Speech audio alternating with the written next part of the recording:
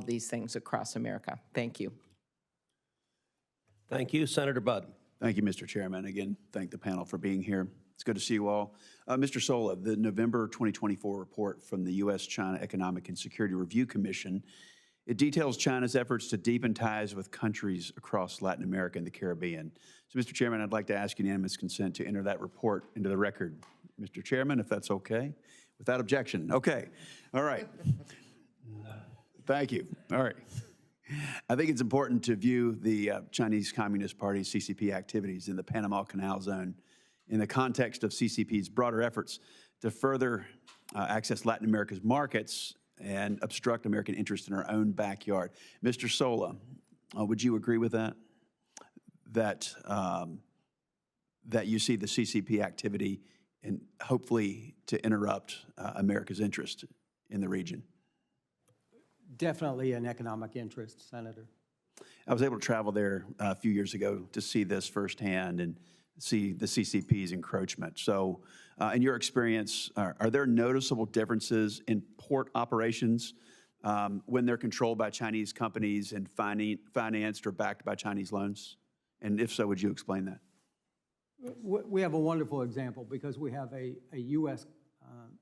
Port there, SSA, out of Washington State, that I actually worked on the development of that many years ago and helped develop that. That used to be a former United States Navy submarine base, and we converted that.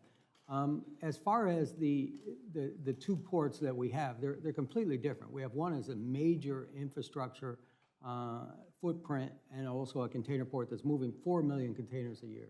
That is almost, I mean, that's really phenomenal amount. That's more than Miami, Fort Lauderdale, and you probably got to get Tampa and a little bit of Jacksonville in there to get that type of volume. And on the other side, we have a very small port, but it's a very strategic port on the Atlantic.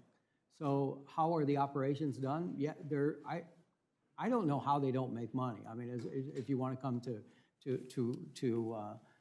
you know, right down to it, is if they've been operating the port for 20 years and they say that they haven't made any money, so they haven't been able to pay the government. That's what concerns me, is I don't believe that we're on a level playing field with the American ports. Appreciate that. Mr. Kramick, what would be the consequences for U.S. trade and for the U.S. economy if access to the canal was suddenly revoked or significantly decreased for U.S. shippers? It would be pretty catastrophic, Senator. And we have a good example. I mean, we've experienced that with the denial of the Red Sea right now, being able to use that. And as Chairman Maffei said, having to go around the continent of Africa, 40% longer voyages, significant more costs in crew, maintenance, fuel, and even emissions. Do you have a ballpark of the difference if they're able to transit the canal versus go around South America? I don't have a figure. I can tell you it in days, and it depends. 13 days. So it's about 30 days if you can go through the canal, about 40 days right now because we can't use the Suez Canal if you want to go and go from, say, Asia cargo going to U.S. East Coast. Thank you. Mr. Sola, another question. China's pouring billions of dollars into infrastructure projects all over Central and South America. And one example is in Ecuador. China made a deal with them to fund a $3.4 billion hydroelectric dam. There's 17,000 cracks already, and there's a lot of corruption. Ecuadorian officials, they've been imprisoned, sentenced on bribery charges.